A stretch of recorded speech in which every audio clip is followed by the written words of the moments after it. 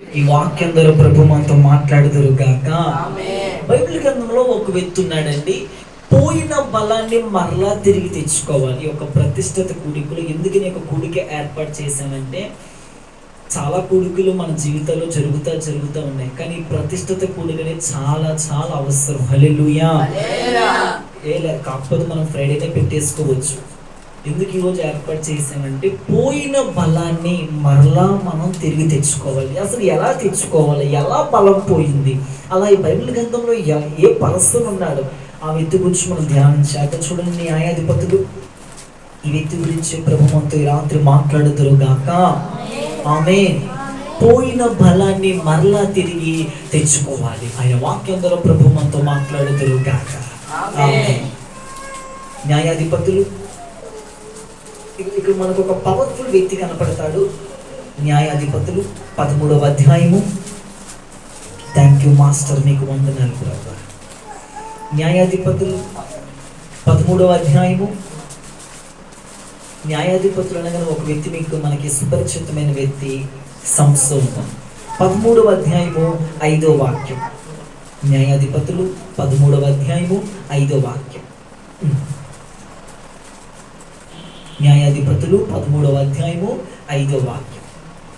నీవు గర్భవతివై కుమారుని కందువు, అతని తల మీద మంగళ కత్తి వేయకూడదు.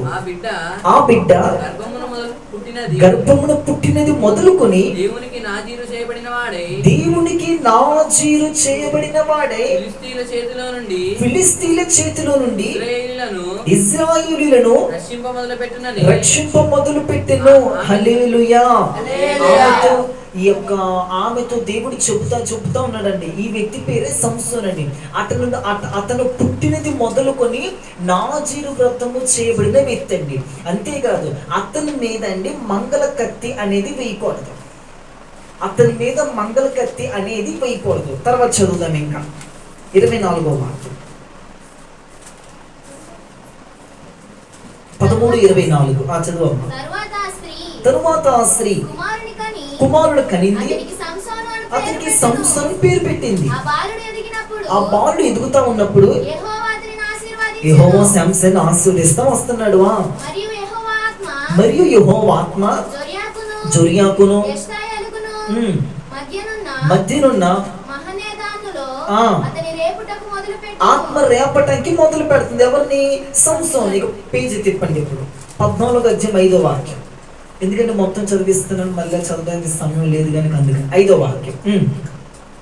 అప్పుడు సంసోను తన తల్లిదండ్రులతో కూడా వచ్చినప్పుడు బొబ్బరించుచూ వచ్చిన కొదమ సింహం వచ్చిందంట సంసోను మీదగా. యెహోవా అతన్ని ప్రేరేపింపగా సంసోను చేతిలో ఏమీ లేకపోయినను ఒకడు మేకపిల్లను చీల్చినట్లు అతను దానిని చీల్చెను. ఎవరికి కూడా చెప్పలేదు. దేవునికి స్తోత్రం. హల్లెలూయా. అదే అధ్యాయం 15వ అధ్యాయము 15వ వాక్యం. సంఖ్యలను అతని చేతుల మీద నుండి విడిపోయాను. అతడు గాడిద యొక్క పచ్చి దవడ ఎముకను కనుగొని చెయ్యి చాచి పట్టుకొని దాని చేత 1000 మంది మనుషులు చంపేశాడు. అప్పుడు సంసోను గాడిద దవడ ఎముకతో ఒక కుప్పను 2 కుప్పలను నేను చంపి ఉన్నాను. గాడిద దవడ ఎముకతో 1000 మంది ఫిలిస్తీయులను చంపేశాడండి. హల్లెలూయా. శుద్ధం చేతులు చూశారుగా. హల్లెలూయా. ఈ వ్యక్తి పేరండి శాంసన్ అండి. మనకన్నీ తెలిసినటువంటి విషయమేనండి. ఈ వ్యక్తి ఒక ప్రతిష్ట కలిగిన వ్యక్తి. ఈ వ్యక్తి నాజీరు చేయబడిన వ్యక్తి. అంతేకాదు, ఈ వ్యక్తి యొక్క విధానం ఏంటంటే, పుట్టినది మొదలుకొని చనిపోయే అంతవరకు కూడా మంగళ కత్తి అనేది తల మీదకి రాకూడదండి. దేవుడు ఇతనికి ఒక స్పెషల్ అనాయింటింగ్ ఇచ్చాడు. ఏంటంటే అతని ఒక సీక్రెట్ ఉంది. అతని యొక్క సీక్రెట్ ఏంటంటేనండి, అతనికి మహాబలం ఉండేదండి. మహాబలవంతుడు. ఏమంతుడండి? మహాబలం. అతనికి బలం అంతా ఎక్కడ ఉందో, ఎక్కడ దేవుడు పెట్టాడు అంటేనండి జుట్టు దగ్గర పెట్టాడండి. హల్లెలూయా. అతని బలం అంతా ఎక్కడ ఉండేదండి? ఈ యొక్క విధానం అతనికి మాత్రమే తెలుసు. అయితే వినండి, నా వంక వినండి. ఈ వ్యక్తి నుండి దేవుడు ఎటు వెళ్తే అంటే కొదమ సింహం వచ్చిందంట, బొబ్బరిచుచు వచ్చిందంట, ఇతను ఒక మేకప్ పిల్లను చీల్చినట్టు చీల్చేశాడటండి. దేవుని ఆత్మ శాంసన్ అంట మాటి మాటికి రేపుతా ఉందంట, బలపరుస్తూ ఉందంట. ఇక్కడ దాకా మొదటి స్థితి శాంసన్ చాలా జరుపుకుంటా బాగానే వచ్చింది. ఈ 17వ అధ్యాయంలోకి, ఈ 16వ అధ్యాయంలోకి వచ్చేసరికి ఒక విచిత్రమైన సంగతి జరిగింది. 16:1 చదవండి ఒకసారి. ఇప్పుడు తరువాత సంసోను గాజాకు వెళ్ళి వేసినోది చూసేసుకున్నాడంట. ఇప్పుడు 4వ వాక్యం చదువయ్యా. పిమ్మట అతడు సోరేకులోయలోనున్న దెలీలా అనే స్త్రీని మోహింపగా, దెలీలా అనే స్త్రీ దగ్గరికి వచ్చేసాడండి. అప్పుడు దాకా శాంసన్ అంటే ప్రతిష్ట కలిగిన వ్యక్తి, నాజీరు వ్రతము చేయబడిన వ్యక్తి. ఇప్పుడు ఈ సంసోను పట్టుకొని అడుగుతుంది ఏంటంటే, నువ్వు ఫిలిస్తీన్ని చంపటానికి కారణం ఏంటి? ఇంతమంది ఫిలిస్తీన్ని గాడిద దవడ ఎముకతో 1000 మంది ఫిలిస్తీన్ చంపేసేసేసావు, అసలు ఏంటి నీ యొక్క సీక్రెట్ ఏంటి? నీకు వినండి శ్రద్ధగా. నువ్వు ఇంతగా నువ్వు విజయం చూడటానికి నీ రహస్యం ఏంటి? మాటికి ఒక దెలీలా అడుగుతా ఉందండి. సరే, సంసోన్ అంటే చెప్పాడంటండి. అదేమంతా చదువుతూ టైం అయింది కనుక అందుకే చదివిస్తాం, మనకంత తెలిసిందే కనుక. చెప్పాడంటే నా చేతిలోనే బలం ఉంది. ఓకే, చేతులని కట్టేసిందంట. ఫిలిస్తీన్లారా రండి. సంసోన్ పడుకోబెట్టిందంటే, ఫిలిస్తీన్లారా రండి. సంసోన్ దొరికిపోయి అతను బలమంతా నాకు చెప్పేశాడు, రండి అని పిలిచిందంట. వచ్చేసరికి సంసోను మీద ఫిలిస్తీన్లు వస్తున్నారు, శత్రువు వస్తున్నాడు. ఎప్పుడైనా సంసోను లెగిసి ఫిలిస్తీన్లు చంపేశాడు. ఏంటి బలం అని చెప్పావు కదా, నన్ను ఎగతాళి చేస్తున్నావు ఏంటంటే, మళ్ళా 2వసారి 3వసారి 4వసారి వాక్యం చెప్తుంది దేవుని బిడ్డలారా. ఆమె విసిగించేసిందంట. నువ్వు నన్ను ప్రేమించావు కదా, నీవు నన్ను ప్రేమించినప్పుడు ఎందుకు నాతో అబద్ధం ఆడుతున్నావు? నువ్వు నీ బలం నాకు చెప్పు, నీ సీక్రెట్ ఎంత? ఫిలిస్తీన్ని చంపటానికి అక్కడ వాక్యం చెప్తుందండి, విసిగి గోరి శాంసన్ చెప్పేశాడంట. ఇదిగో నేను ఎందుకు ఎంతమంది ఫిలిస్తీన్ చంపగలుగుతున్నానంటే, ఒక్కసారిగా దేవుడు నీ తల్లి గర్భంలో పుట్టింది మొదలుకొని నేను ప్రతిష్ట కలిగిన వ్యక్తిని. దేవుడు నాకు బలం ఎక్కడ పెట్టాడంటే నా చుట్టూలో పెట్టాడు. ఇదిగా నువ్వు క్షారంగా చేసేస్తే కనుక మొత్తం పూర్తిగా ఎట్లా నేను ఒక మామూలు సీదా పర్సన్లాగా అయిపోతానని చెప్పేశాడు. ఓకే. సంసోను ఒకరు నిద్రపోచింది. అతనికి మొత్తం క్షారం చేసేసింది, గుండు చేసేసింది. ఇప్పుడు అంటుంది, సంసోను ఫిలిస్తీన్ల మీదకి వస్తున్నారు. 3-4 సార్లు లెగిచాడు కదా, లెగిసి ఫిలిస్తీన్ చంపడానికి వెళ్ళాడు కదా, అలానే మళ్ళీ వెళ్ళిపోయాడు. ఎప్పటి అయితే వాక్యం చెప్తుంది, ఎట్లా అతను అలా మళ్ళీ ముందుకు వెళ్ళిపోయాడంట. ముందుకెళ్ళిపోయి ఎప్పటి వాడిని చంపడానికి వెళ్ళాడంట. వెళ్ళేసరికి ఏం జరిగింది తెలుసా? ఇతను అనుకుంటున్నాడు నాలో బలం ఉందని, ఇతను అనుకున్నాడు నాలో శక్తి ఉందని. దేవుడు బిడ్డలారా, ఏం జరిగింది తెలుసా? ఎప్పుడైతే ఆ స్త్రీ కత్తిరించేసిందో, మొత్తం క్షారం చేసిందో, గుండు చేసేసిందో, ఇతను మొత్తం తొలగిపోయింది. వాక్యం చెప్తుంది, దేవుడు అతన్ని ఎడబాసిన సంగతి కూడా తెలియలేదట. పోయినవారు అదే నేను చెప్పాను. దేవుడు అతన్ని విడిచిపెట్టేసిన సంగతి కూడా తెలియలేదంట. ఈ గుమ్మానికి ఆ గుమ్మానికి స్తంభాలు కట్టేశారు, అతని కళ్ళన్ని ఊడబీకేశారు. ఎందుకు ఈరోజు నేను ఈ ప్రతిష్ట గుడిలో ఈ మాట చెప్పానంటే, సాతానికి కావాల్సింది నీ బలం, దేవునికి కావాల్సింది నీ బలం. శత్రువు ఒక వ్యక్తి మీద ఎప్పుడైతే నువ్వు ఆత్మలో వీడుగా ఈ ఒక కోణంలో కానీ ఈ వ్యక్తిని కొడితే గనక ప్రాజెక్టు మొత్తంతో డౌన్ అయిపోతాయి. ఆ ప్రాజెక్టు పని కత్తిరించేస్తాడు. సంసోన్ యొక్క బలం ఏంటయ్యా అంటే, ఆ అభిషేకం, అతనికి ఉన్నటువంటి అభిషేకం శక్తి ఎక్కడుందంటే జుట్టులో ఉంది, హెయిర్ దగ్గర ఉంది. అది కానీ కట్ చేసేసింది అనుకోండి, మొత్తం కత్తిరించేసింది. దేవుని బిడ్డలారా, మీకు ఎందుకు నేను చెప్పానంటేనండి, సాతాను కూడా మన జీవితాలు చేసే పని తెలుసా? మన బలాన్ని కత్తిరించేశాడు.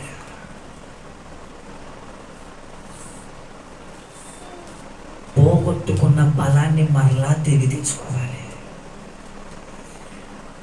ఈ వ్యక్తి ప్రార్థన అనే బలాన్ని కత్తిరించేస్తే చాలని సాతాను తెలుసు, అంతే కత్తిరించేస్తాడు. ఈ వ్యక్తి ప్రతిష్ట అనే బలాన్ని కత్తిరించేస్తే చాలు, ఈ వ్యక్తి బుద్ధి పడిపోతాడంతే. సంసోను ఎప్పుడైతే కత్తిరించిందో దేవుని తలకు రావాల్సిన నడిపింపు పోయింది, ఆలోచన పోయింది, ఆ నిర్ణయం మొత్తం తొలగిపోయింది. మామూలు సీదా పర్సన్ లాగా ఇప్పుడు శాంసన్ మొదటిలో ఉన్నంత బలం మనకి ఇప్పుడు లేదు. ఇప్పుడు ఇజ్రాయెల్ ప్రజలు ఫిలిస్తీన్ చేతిలో ఉండేవాళ్ళంట. ఆ ఫిలిస్తీన్ చేతిలో ఇజ్రాయెల్ ప్రజల్ని తీసుకొచ్చేవాడు శాంసన్. ఇప్పుడు అంత ఏం జరిగింది తెలుసా? ఫిలిస్తీన్ చేతికి ఇతనే చిక్కుపోయాడు, అంత నిమస్సు అయిపోయింది. ఎందుకు తెలుసా? ఇతను శీఘ్ర శత్రువుగా అప్పగించేశాడు. ఎవరి జీవితంలో అయితే నీ బలాన్ని శత్రువు కత్తిరించేశాడని తెలియకుండానే శాంసన్ వల్ల విరజిమ్ముకుంటున్నాం మనం కూడా. నాకు భక్తి ఉంది, ప్రార్థన ఉంది, వాక్యం ఉంది, పరిచయం చేసేస్తా, అంతా చేసేస్తా, అయిపోతుంది అంతే. అసలు విషయం ఏంటి తెలుసా? ఎప్పుడో శత్రు బలాన్ని కత్తిరించాడు. హల్లెలూయా, హల్లెలూయా. ఇప్పుడు కత్తిరించేశాడు బలాన్ని. నీ బలాన్ని శత్రువు కత్తిరించడం మనకి తెలిసినా కానీ అలానే వెళ్ళిపోతున్నా. ఉదయకాల ప్రార్థన బలాన్ని కట్ చేయలేదా? ఒకప్పుడు వాక్యం చదివేసి గంటలు ధ్యానం చేసేవాళ్ళం. ఇప్పుడు 2 అధ్యాయాలు నిద్ర వచ్చేస్తుంది. ఒక్క అధ్యాయం చదవాలంటే కష్టమైపోతుంది మనకి. ఏమైపోయింది? ఆ బలం కత్తిరించేసాడు. బలం కత్తిరించేసేసాడు. నాకు ఆ బలమే కదా. మనం చూడండి, ఆ మన శరీర సంబంధంగా అన్నం తింటేనే కదా మనకి బలం. నిలబడితే ఏదైనా చేయగలం. ఆ బలమే లేకపోతే, ఆ ఫుడ్ లేకపోతే నిలబడలేం, చెప్పలేం, ఏం చేయలేం కదా. అది మనకు తెలుసు.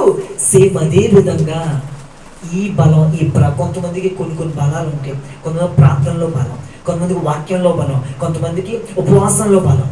శత్రువుకు తెలుసు ఏ వైరు కట్ చేస్తే మెయిన్ ఆగిపోద్దో ఎలక్ట్రిసిటీ వాడికి తెలుసు, ఎలక్ట్రిసిటీ వాడికి తెలుసు. అదేవిధంగా శత్రువుకు నీ జీవితంలో తెలుసు. నేను ఏ అమ్మాయి దగ్గర, ఏ అబ్బాయి దగ్గర, ఏ ఫోన్ దగ్గర ఎక్కడ పడేస్తే వాడు బలం కట్టిపోతాడు తెలుసు. అందుకే ఏం చేశాడు? కట్ చేసేసాడు కదా. అందుకే అందరి జీవితాల్లో అమ్మా ప్రార్థన చెయ్యా, ప్రార్థన చేయడం బలం ఉండదు.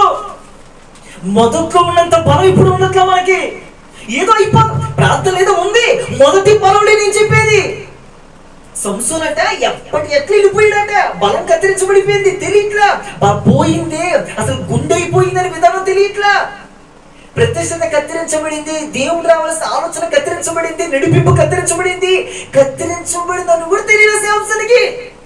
అలానే యుద్ధానికి వెళ్ళిపోయాడట, శత్రువు చేతికి అప్పగించబడిపోయాడు. మనకి అదే జరుగుతుంది.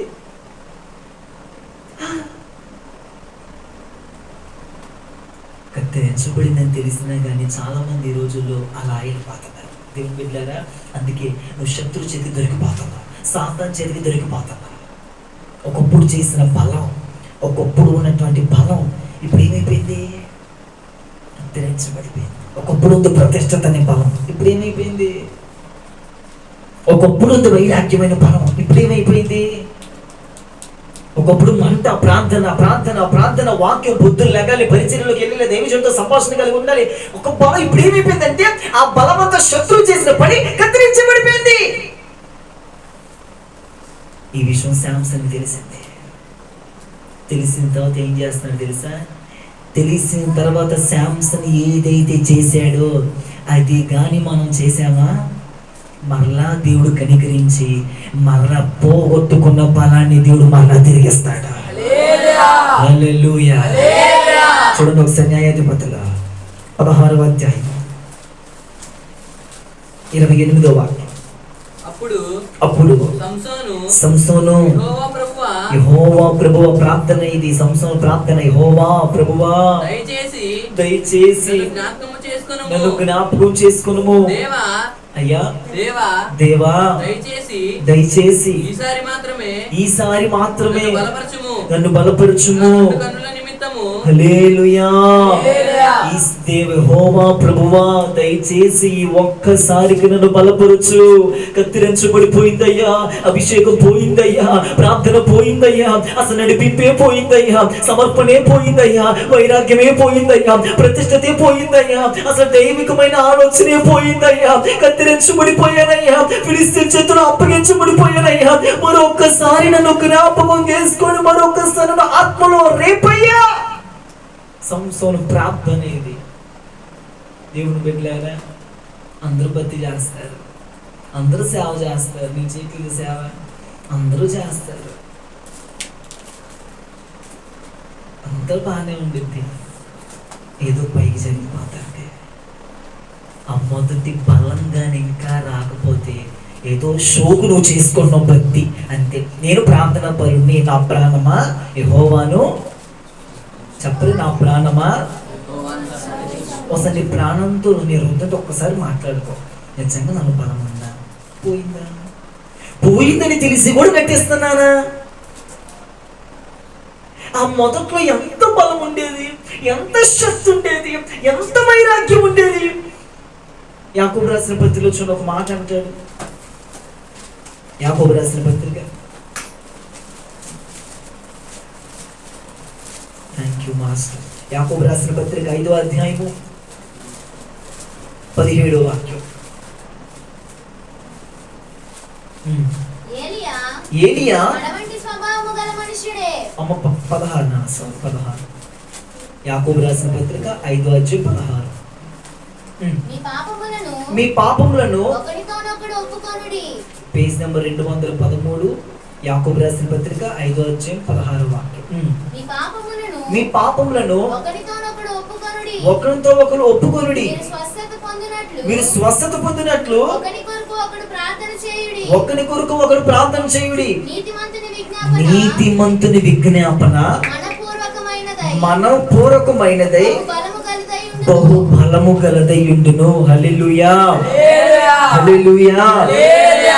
నీతిమంతుని విజ్ఞాపన ఇష్టపూర్వకమైనది అయితేనంటండి అందులో బహు బలం ఉండిద్ది అంటే. ప్రార్థనలోనండి ప్రార్థనే ఉంటుంది, బలం ఉండట్ల. నీతిమంతుని విజ్ఞాపన మనోపూర్వకమైనదైతే బహుబలంగా ఉండిద్ది అంటారు. అదే ఉందా? బహుబలము గలదై ఉండును. బహు బలం స్ట్రాంగ్ గట్టిగా ఉండిద్ది అంటండి మన ప్రార్థన అంటండి. ఎలా ఉండదో తెలుసు, ఏదో సప్ప ప్రార్థన అండి. స్తోత్రమయ్యా ఉంటానయ్యా ఇలా వస్తే ఇలా సరిపోతుందండి. మన అవసరం ఎందుకు వస్తే మీకు మినిసి పోస్తులు పోతుందండి. మనం ఏదో ప్రార్థన చేసుకో, అందుకే మన యొక్క కూడికి పెట్టింది. మనం ఏదో చేసుకోవటం కాదండి. నా ప్రార్థన జీవితం ఎలా ఉంది అసలు, నా వాక్యపు విధానం ఎలా ఉంది అసలు, నా జీవితం, నా ఆత్మీయస్థితి ఎలా ఉంది, నేను ఎలా ఉంటున్నా అసలు. నేను నిజంగా నీతిమంతున్నైతే, నిజంగా నాలో విజ్ఞాపన ఆత్మను ఉంటే, నిజంగా నేను ప్రార్థన వీరులైతే కనుక, ప్రార్థన పరునైతే కనుక నా ప్రార్థనలో బహుబలం ఉండేది. హల్లెలూయా. ఖచ్చితంగా కార్యం జరిగింది, ఖచ్చితంగా అద్భుతం జరిగింది. ఎందుకంటే ఈ బలం ఉంది కాబట్టి సాతాను కట్ చేసేసాడు.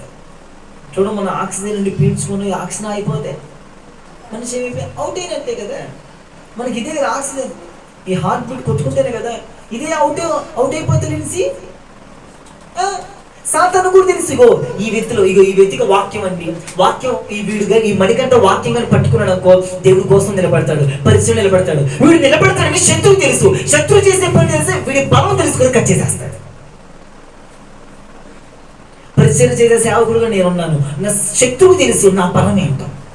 ఉపవాసాల, ప్రార్థన, వైరాగ్యమో, ప్రతిష్టత, ఏదైతే మెయిన్ పాయింటో ఆ మెయిన్ పాయింట్ వైపు లింక్ ని కట్ చేసేస్తాడు,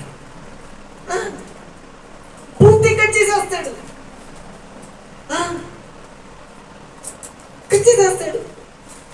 అసలు కట్ అయిందా కట్ అవ్వలేదా ఒకసారి ఆలోచించు.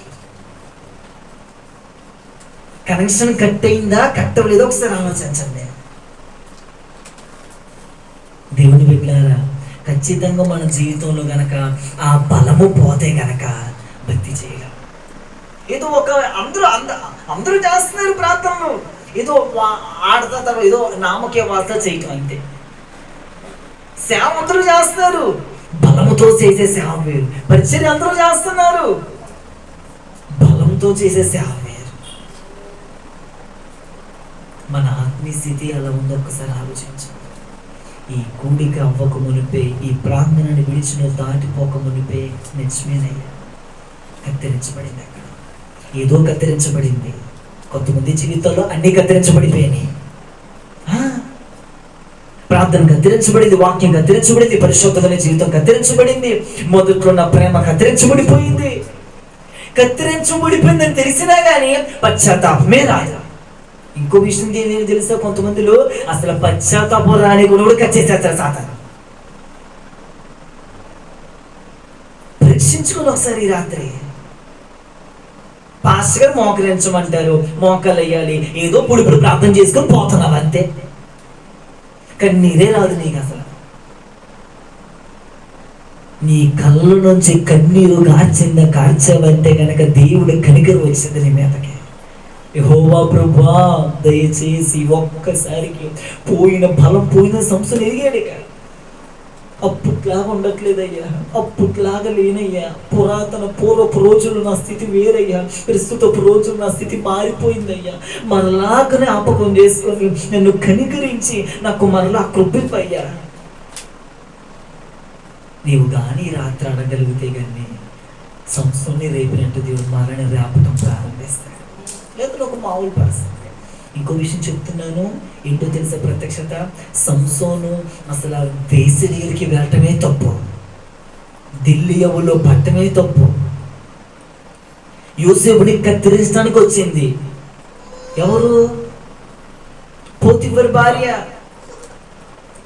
కత్తిరించిందా? కత్తిరించడం వల్ల అతను కట్ చేసాడు. హల్లెలూయా, హల్లెలూయా. కట్ చేయడానికి వచ్చింది. అతని పరిశుద్ధమైన జీవితాన్ని చక్కని కత్తిరించడానికి వచ్చింది. యోసేపు తెలుసు, ఈ ఒక్క క్షణం నేను కానీ కాపాడుకుంటే గనక కొన్ని సంవత్సరాల్లో నేను రాజు దగ్గరికి వెళ్తా, కలలు చెబుతా. హల్లెలూయా. దానియేలు దగ్గరికి వచ్చింది తిండి. తిండి ఏంటి గోల, తిండిని కూడా కత్తిరించేశాడు దానియేలు.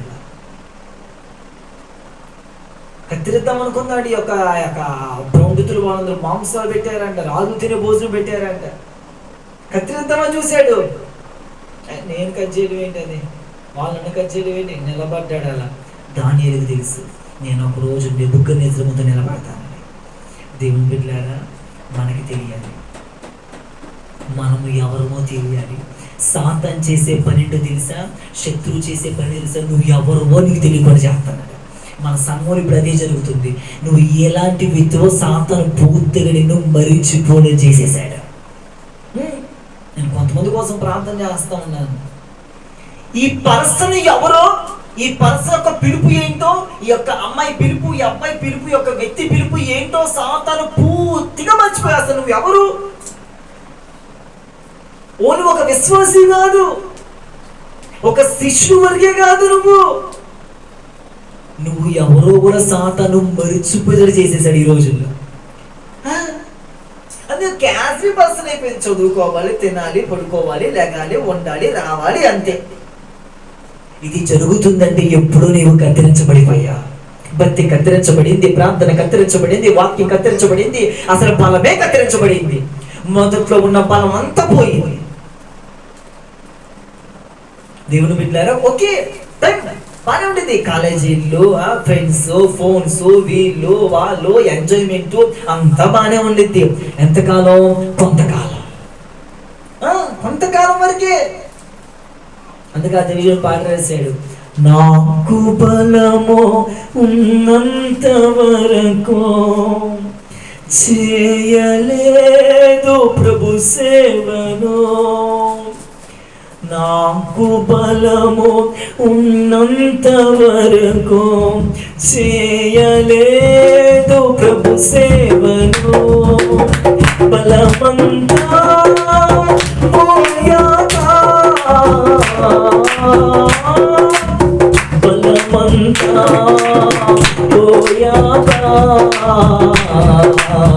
చేయాలని ఉంది ప్రభు సేవను, చేయాలని ఉంది ప్రభు సేవను, దీనికి చూచున్నది ఏకనాథు, ఏకనాథు.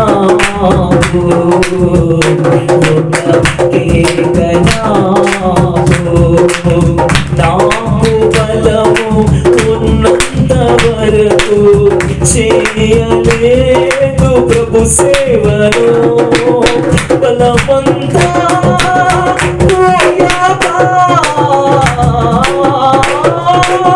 బలమంతా పోయాక చేయాలని ఉంది ప్రభు సేవను. హల్లెలూయా. ఇప్పుడు సేవ చేయలేకపోతే తెలిసింది అతనికి బలం పోయిన తర్వాత. దేవుని బిడ్డలారా, నేను ఒక మాట చెప్తున్నాను వినండి.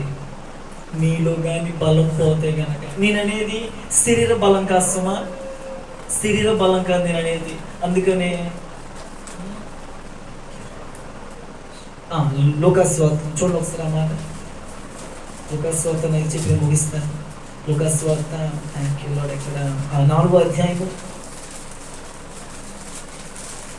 లూకాసు వార్త 4వ అధ్యాయము 14వ వాక్యం. లూకాసు వార్త 4వ అధ్యాయము 14వ వాక్యం.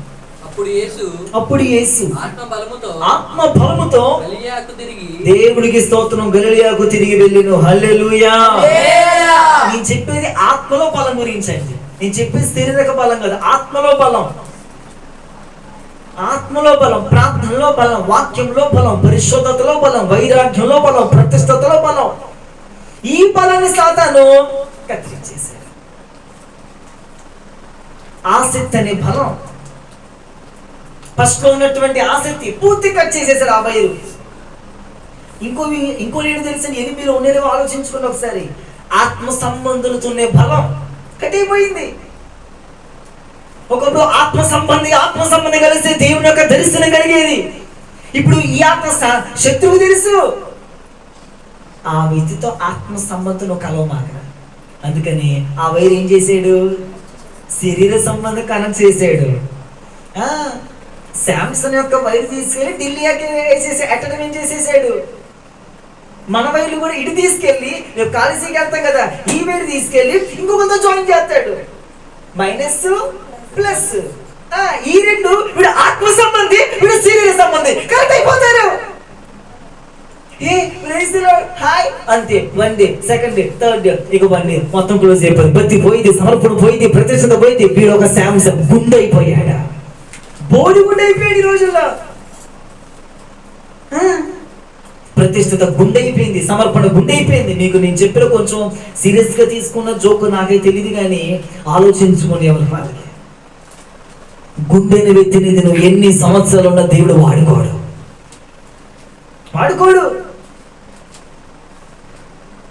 ఎవరు వాడుకోడండి. గుండు చేసే వ్యక్తిని శాంసన్ అప్పుడుదాకా వాడుకున్నాడు. అప్పుడుదాకా ఫిలిస్తీన్ చంపేశాడు, ఫిలిస్తీన్ ఇశ్రాయేలును విడిపించాడు. ఫిలిస్తీన్ చేతిలో నుంచి ఇతను చిక్కుపోయాడు, దొరికిపోయాడు. శత్రుకి దొరకకూడదు. మన ఆలోచన ఏంటయ్యా అంటే, నా ప్రార్థన ఏంటయ్యా అంటే, నేను చెప్పే విధానం ఏంటి, తిరిగి బలం పొందుకోవాలి. వాళ్ళ బలం పొందుకున్నంత కాలం ఈ బలము ఒక రోజులో కొట్లోకి వెళ్తే దొరికేది కాదు. ఒకరోజు కూర్చుంటే ఇక్కడ పడి వచ్చేసి మరలా ఈ పొంగని వెళ్ళిపోతే దొరికేది కాదు. నువ్వు ఇంటికి వెళ్ళి మరలా ప్రార్థనలో కూర్చోవాలి.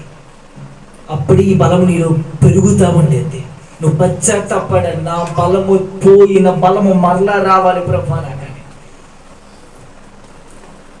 పోగొట్టుకున్న బలం ఎక్కడ పోగొట్టుకున్నా? నా బలాన్ని అతని దగ్గరే పోగొట్టుకున్నా. ఎక్కడ నేను విలువేయబడ్డాను?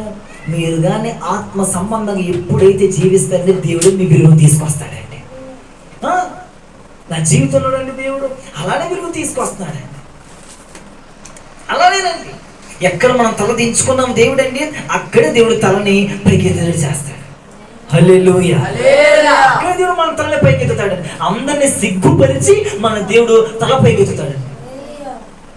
వాక్యం చూద్దాం. నేను చెప్పాను, చంపితే ఆశీర్వాదాన్ని, విడిచిపెడితే ఆశీర్వాదం అని. నేను చెప్తే రేపు వచ్చే ఆదివారం కానీ, రేపు ఆన్లైన్లో కానీ, దాని లోతు కానీ అసలు అసలు ఇంకా మనకి అక్కడంటే టైం లేదు కాబట్టి నేను చెప్పలేకపోయాను. మళ్ళీ ఎందుకు మనం అసలు ఆశ్రదించబడట్ల, ఎందుకు ఒకరి ముందు మనం తల ఎత్తుకునే ఎందుకు నిలబడలేమండి? దేవుడు ఒక్కసారి చేసింటే ఎవ్వరు కూడా ఆపలేరు. హల్లెలూయా. ఎవరు ఆపలేరండి, ఎవ్వరు ఆపలేరంటే అదే ప్రార్థన, ఈ పరిచయకున్న బలము దేవుడే తీసుకురావాలి. దేవుడే తీసుకురావండి ఈ బలాన్ని. ఈ బలం కానీ దిగొచ్చిందనండి ప్రజలు కదిలించబడతారండి. పరిచర్య ఉండదు, ఇలా ఉండదు ఇక పరిచర్య అంతే. ఆ బలం రావాలి. నాలో బలం ఎక్కడ కత్తిరించబడిందో, మీలో బలం ఎక్కడ కత్తిరించబడిందో, అందరిలో ఉంటాయి కదా బలహీనతలు. ఏ ఒక్క బలం అయితే శత్రు నిన్ను చూసి ఎక్కడ కత్తిరించాడా, వాక్యం కత్తిరించాడా, ప్రార్థన కత్తిరించాడా, ఉదయకాల ప్రార్థన కత్తిరించాడా, ఉపవాస ప్రార్థన కత్తిరించాడా, మోకాలేసే విధానాన్ని కత్తిరించాడా, ప్రతిష్టతనే కత్తిరించాడా, నీ ఆత్మీయ స్థితినే కత్తిరించాడా? కత్తిరించిన దాన్ని మరలా ప్రభువా నన్ను నూతనపరచు, నేను తిరిగి మరలా బలాన్ని పొందుకోవాలి. అప్పుడు ఏమి జరిగింది తెలుసా? మునుపు కంటే ఫిలిస్తీన్ని మళ్ళా నువ్వు విజయం చూస్తావు. ఇంటి మీద, కుటుంబం మీద, అందరి మీద విజయం చూస్తావు. అందుకే నేను రాగానే ఆ పాట పాడింది కావాలి. ఉందిలే దీవెనా ఎందుకా వేదనా, నవ్వినోళ్ళంత నీ ముందు తలను వచ్చే నీకు ముందు, నవ్వినోళ్ళంత నీ ముందు తలను వచ్చే బలతో చెప్తామా, నవ్వినోళ్ళంత నీ ముందు తలను వచ్చే నీకు ముందు, నవ్వినోళ్ళంత నీ ముందు తలను వచ్చే నీకు ముందు. ఉందిలే దీవెనా